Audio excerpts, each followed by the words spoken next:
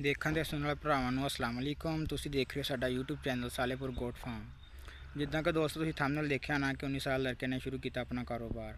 ਦੋਸਤੋ ਮੈਂ ਖੁਦ ਆਪਣਾ ਕਾਰੋਬਾਰ ਸ਼ੁਰੂ ਕਰ ਰਿਹਾ ਵਾਂ ਗੋਟ ਫਾਰਮਿੰਗ ਦਾ, ਤੇ ਤਕਰੀਬਨ ਪਿਛਲੇ 7 ਮਹੀਨਿਆਂ ਤੋਂ ਮੈਂ ਆਪਣਾ ਕੰਮ ਜਿਹੜਾ ਸ਼ੁਰੂ ਕਰ ਰਿਹਾ ਵਾਂ। ਅਲਹਮਦੁਲਿਲਾ ਇੱਕ ਬੱਕਰੀ ਤੋਂ ਸਟਾਰਟ ਕੀਤਾ ਸੀ। ਅੱਜ ਮੇਰੇ ਕੋਲ 7 ਬੱਕਰੀਆਂ ਨੇ, ਜਿਹਦੇ ਵਿੱਚ ਛੋਟੇ ਵੱਡੇ ਜਾਨਵਰ ਮਿਲਾ ਕੇ ਮੇਰੇ ਕੋਲ 7 ਨੇ, ਜਿਹਦੇ ਵਿੱਚ 2 ਮੇਰੇ ਕੋਲ ਮਾਦਾ ਬੱਕਰੀਆਂ ਨੇ ਜਿਹੜੀਆਂ ਵੱਡੀਆਂ ਬੱਕਰੀਆਂ ਨੇ, ਬਾਕੀ 5 ਉਹਨਾਂ ਦੇ ਛੋਟੇ ਬੱਚੇ ਆ।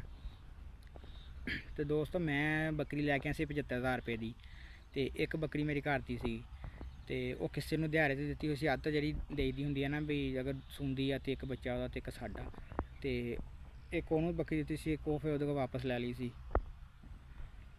ਤੇ ਦੋਸਤੋ 2 ਬੱਕਰੀਆਂ ਮੈਂ ਲੈ ਕੇ ਆਇਆ ਸੀਗਾ ਵੀ 2 ਬੱਕਰੀਆਂ ਤੋਂ ਕਹਿ ਲਓ ਕੰਮ ਸਟਾਰਟ ਕੀਤਾ, ਤੇ ਅਲਹਮਦੁਲਿਲਾ ਜੇ ਮੇਰੇ ਕੋਲ 7 ਬੱਕਰੀਆਂ ਨੇ। ਤੇ ਮੈਂ ਜਿੰਨੇ ਵੀ ਦੋਸਤ ਨੌਜਵਾਨ ਜਿਹੜੇ ਵੀ ਨੌਕਰੀ ਜਿਹਨਾਂ ਨਹੀਂ ਮਿਲ ਰਹੀ ਹੈਗੀ, ਸਾਰੇ ਤੁਰੇ ਫਿਰਦੇ ਆ, ਦਿਹਾੜੀਆਂ ਮਜ਼ਦੂਰੀਆਂ ਕਰਦੇ ਫਿਰਦੇ, ਮੈਂ ਉਹਨਾਂ ਨੂੰ ਇੱਕ ਗੱਲ ਕਹਿਣਾ ਚਾਹੁੰਦਾ ਕਿ ਤੁਸੀਂ ਆਪਣਾ ਕੰਮ ਸ਼ੁਰੂ ਕਰੋ। ਅੱਲਾ ਦਾ ਨਾਮ ਲੈ ਕੇ, ਅੱਲਾ ਦਾ ਯਕੀਨ ਰੱਖ ਕੇ ਤੁਸੀਂ ਆਪਣਾ ਕੰਮ ਸ਼ੁਰੂ ਕਰੋ। ਇਨਸ਼ਾ ਅੱਲਾਹ ਤਾਲਾ ਬਰਕਤ ਦੇਗਾ। ਮੈਂ ਗੋਟ ਫਾਰਮਿੰਗ ਕਿਉਂ ਸ਼ੁਰੂ ਕੀਤੀ?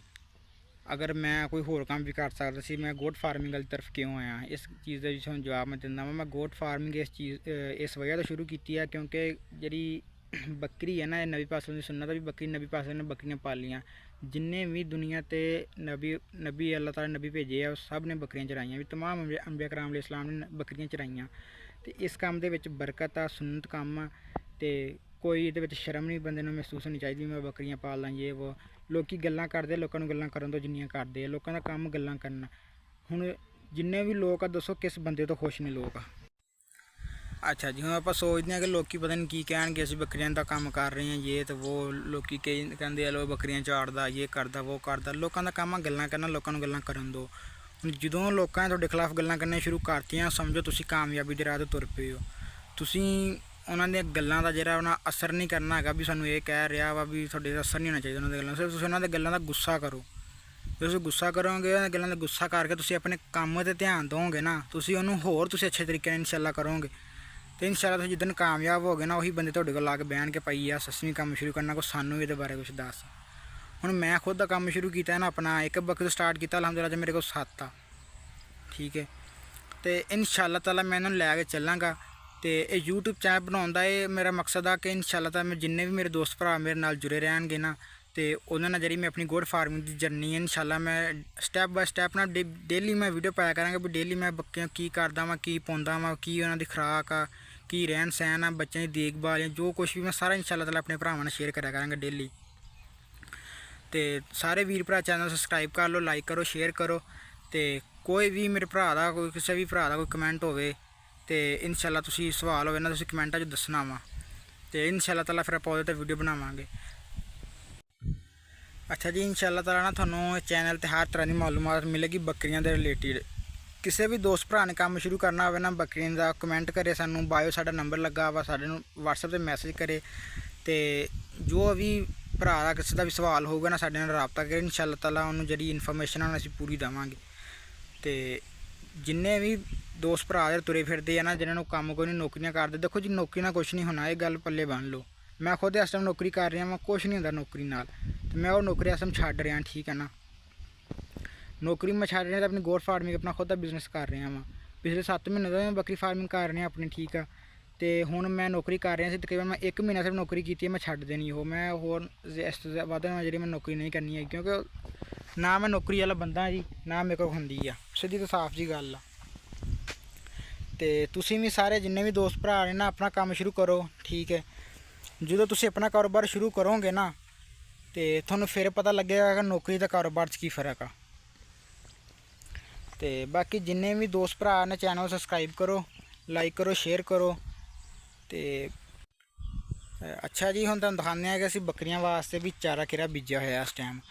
ਤੇ ਜਦੋਂ ਬੱਕਰੀਆਂ ਅਸੀਂ ਲੈ ਕੇ ਆਏ ਸੀ ਨਾ, ਵੀ ਜਦੋਂ ਮੈਂ ਕੰਮ ਸ਼ੁਰੂ ਕੀਤਾ ਸੀ, ਉਦੋਂ ਮੇਰੇ ਕੋਲ ਮੈਂ ਜੀ ਬੀਜਿਆ ਸੀਗਾ ਆਹ ਬਰਸੀਮ ਜਿਹੜਾ ਹੁੰਦਾ ਨਾ, ਬਰਸਨ ਜਿਹਨੂੰ ਕਹਿੰਦੇ ਆਪਾਂ ਆਮ ਜ਼ਬਾਨ 'ਚ। ਤੇ ਉਹ ਬੀਜਿਆ ਸੀਗਾ ਉਦੋਂ ਬਰਸਨ ਅਸੀਂ ਇਹਨੂੰ ਸ਼ੁਰੂ 'ਤੇ ਪਾਇਆ, ਤਕਰੀਬਨ ਕੋਈ 3 ਮਹੀਨੇ ਆ ਅਸੀਂ ਬਰਸਨ ਨੂੰ ਜਿਹੜਾ ਵਾ ਪਾਉਂਦੇ ਰਹੇ ਆਪਣੇ ਜਾਨਵਰਾਂ ਨੂੰ ਬਰਸਨ ਖਿਲਾਇਆ। ਉਸ ਤੋਂ ਬਾਅਦ ਜਿਹੜੀ ਚਾਰੇ ਦੀ ਥੋੜ੍ਹੀ ਕਮੀ ਹੋ ਗਈ, ਫਿਰ ਅਸੀਂ ਉਹਨੂੰ ਤੂਰੀ ਦਾਣਾ ਪਾਇਆ। ਤੇ ਇਸ ਟਾਈਮ ਅਲਹਮਦੁਲਿਲਾ ਅਸੀਂ ਬੀਜਿਆ ਹੋਇਆ ਜੀ ਆਪਣੇ ਕੋਲ ਜੰਤਰ ਆ, ਤੇ ਚਰੀ ਆ ਬਾਰਿਸ਼ਾਂ ਦਾ ਕਰਕੇ ਜਿਹੜੀ ਚਰੀ ਆ ਉਹ ਤੇ ਕਹ ਲਓ ਕਿ ਬਿਲਕੁਲ ਸੁੱਕੀ ਹੋਈ ਆ ਨਾ, ਵੀ ਉਹਦਾ ਰੰਗ ਰੁੰਗ ਕੋਈ ਨਹੀਂ ਰਿਹਾ ਉਹਦੇ ਤੇ ਆਓ ਤੁਹਾਨੂੰ ਅਸੀਂ ਆਪਣਾ ਜੰਤਰ ਦਿਖਾਉਂਦੇ ਆ ਤੇ ਵੀ ਜਿਹੜਾ ਅਸੀਂ ਬੱਕਰੀਆਂ ਵਾਸਤੇ ਕਾਸ਼ਤ ਕੀਤਾ ਹੋਇਆ। ਆਹ ਦੇਖੋ ਜੀ, ਇੱਧਰ ਆ ਚਰੀ ਬੀਜੀ ਆ, ਵੀ ਚਰੀ ਤੇ ਜੰਤਰ ਜਿਹੜਾ ਨਾ ਇਕੱਠਾ ਬੀਜਿਆ ਹੋਇਆ ਸੀਗਾ, ਵਿੱਚੋਂ ਅਸੀਂ ਜੰਤਰ ਵੱਢ ਲਿਆ ਸੀਗਾ। ਚਰੀ ਹੁਣ ਜਿਹੜੀ ਆ ਇਦਾਂ ਦੀ ਆ, ਤੁਹਾਡੇ ਸਾਹਮਣੇ ਦੇਖ ਲਓ ਆ ਖੜੀ ਆ। ਤੇ ਆ ਬਾਰਿਸ਼ਾਂ ਦਾ ਕਰਕੇ ਨਾ ਜਿਹੜਾ ਜ਼ਮੀਨ ਬਾਰਿਸ਼ਾਂ ਦਫਾ ਬਹੁਤ ਜ਼ਿਆਦਾ ਪਈਆਂ ਵਾ, ਜ਼ਮੀਨ ਜਿਹੜੀ ਸੁੱਕ ਨਹੀਂ ਰਹੀ ਹੈਗੀ, ਵੱਤਰ ਨਹੀਂ ਆ ਰਹੀ ਹੈਗੀ ਜ਼ਮੀਨ। ਤੇ ਇੱਧਰ ਹੈ ਜਿਹੜਾ ਬੱਕਰੀਆਂ ਵਾਸਤੇ ਅਸੀਂ ਜੰਤਰ ਬੀਜਿਆ ਹੈ ਜੀ, ਆ ਚੈੱਕ ਕਰੋ। ਤਕਰੀਬਨ 1.25 ਕਿੱਲਾ ਹੈ ਜੀ, ਜਿਹਦੇ 'ਚ ਚਰੀ ਤੇ ਬਰਸਨ ਅਸੀਂ ਬੀਜਿਆ ਹੋਇਆ ਸੀਗਾ। ਤੇ ਇਨਸ਼ਾ ਅੱਲਾਹ ਤਾਲਾ ਜੀ ਇਹ ਬੱਕਰੀਆਂ ਨੂੰ ਫਿਲਹਾਲ ਅਸੀਂ ਪਾ ਰਹੇ ਹਾਂ, ਵੀ ਸਾਡਾ ਜਿਹੜੀ ਖੁਰਾਕ ਖਰੂਕ ਆ ਨਾ ਬੱਕਰੀਆਂ ਦੀ ਇਹ ਜੰਤਰ ਹੀ ਹੈ ਇਸ ਟਾਈਮ। ਤੇ ਜੰਤਰ ਨੂੰ ਪਾਉਣ ਦੇ 2-3 ਤਰੀਕੇ ਆ ਜੀ, ਤੁਸੀਂ ਇਹਨੂੰ ਇਦਾਂ ਵੀ ਪਾ ਸਕਦੇ ਆ, ਜਿੱਦਾਂ ਇਸ ਟਾਈਮ ਖੜਾ ਅਸੀਂ ਸਾਬਤ ਵੀ ਪਾ ਸਕਦੇ ਆ।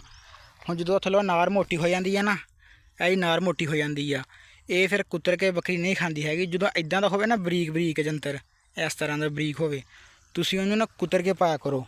ਉਹਦੇ ਨਾਲ ਇਹ ਹੁੰਦਾ ਕਿ ਬੱਕਰੀ ਜਿਹੜੀ ਆ ਨਾ ਜ਼ਾਇਆ ਨਹੀਂ ਕਰਦੀ ਹੈਗੀ ਥੋੜ੍ਹਾ ਜਿਹਾ ਵੀ। ਕਹਿ ਲਓ ਕਿ ਅਗਰ ਤੁਸੀਂ 1 ਮਣ ਜੰਤਰ ਹੈਗਾ ਨਾ ਤੁਹਾਡੇ ਕੋਲ, ਤੁਸੀਂ ਉਹਨੂੰ ਕੁੱਤਰ ਕੇ ਪਾਉਂਦੇ ਆ ਤਾਂ ਬੱਕਰੀ 1 ਮਣ ਦੇ ਵਿੱਚੋਂ 2 ਕਿਲੋ ਵੀ ਪੂਰਾ ਜ਼ਾਇਆ ਨਹੀਂ ਕਰੇਗੀ। ਕੁੱਤਰਾਂ ਦਾ ਇਹ ਫਾਇਦਾ, ਕੁੱਤਰਾ ਕਰਕੇ ਜਿਹੜਾ ਪਾਈਦਾ ਨਾ ਉਹਦਾ ਇਹ ਫਾਇਦਾ। ਇਹ ਜੰਤਰ ਜੀ ਮਾਸ਼ਾਅੱਲਾ ਇਹ ਉੱਤੋਂ ਤੋਂ ਵੱਢ ਕੇ ਲੈ ਕੇ ਗਏ ਸੀ ਅਸੀਂ, ਵੀ ਆਦੂ 'ਚ ਕਟਾਈ ਕਰ ਲਈ ਸੀ ਇਹਦੀ। ਤੇ ਇਹ ਹੁਣ ਮਾਸ਼ਾਅੱਲਾ ਦੇਖੋ, ਤੇ ਇਹ ਬੱਕਰੇ ਫਿਲਹਾਲ ਅਸੀਂ ਪਾ ਰਹੇ ਹਾਂ।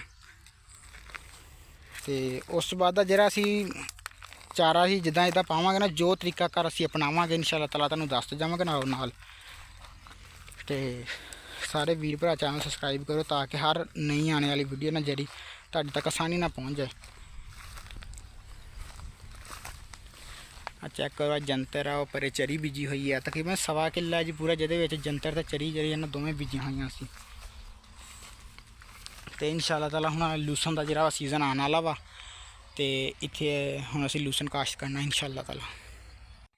ਕਿਸੇ ਵੀ ਦੋਸਤ ਭਰਾ ਦਾ ਕੋਈ ਵੀ ਸਵਾਲ ਹੋਵੇ ਕਮੈਂਟ ਕਰੇ, ਜਾਂ ਬਾਇਓ ਸਾਡਾ ਨੰਬਰ ਲੱਗਾ ਵਾ, ਸਾਨੂੰ ਮੈਸੇਜ ਕਰੇ WhatsApp ਤੇ ਵੀ ਬੱਕਰੀਆਂ ਦੇ ਰਿਲੇਟਡ ਕੋਈ ਵੀ ਸਵਾਲ ਜਵਾਬ ਹੈ, ਅਸੀਂ ਤੁਹਾਨੂੰ ਸਾਰਾ ਕੁਛ ਇਹਦੇ ਮੁਤਾਬਕ ਵੀ ਇਨਫੋਰਮੇਸ਼ਨ ਦੇਵਾਂਗੇ ਜੋ ਸਾਡੇ ਕੋਲ ਹੈਗੀ ਆ। ਅਸੀਂ ਨਾ ਤਾਂ ਗੱਲ ਘੱਟ ਕਰਾਂਗੇ ਨਾ ਵੱਧ ਕਰਾਂਗੇ, ਵੀ ਜੋ ਸਾਡੇ ਕੋਲ ਇਨਫੋਰਮੇਸ਼ਨ ਹੈ ਇਨਸ਼ਾ ਅੱਲਾਹ ਤਾਲਾ ਅਸੀਂ ਤੁਹਾਡੇ ਤੱਕ ਪਹੁੰਚਾਵਾਂਗੇ। ਤੇ ਬਾਕੀ ਇਨਸ਼ਾ ਅੱਲਾਹ ਤਾਲਾ ਮਿਲਦੇ ਹਾਂ ਅਗਲੀ ਵੀਡੀਓ 'ਚ। ਦੁਆਵਾਂ 'ਚ ਯਾਦ ਰੱਖਿਓ। ਅੱਲਾ ਹਾਫਿਜ਼।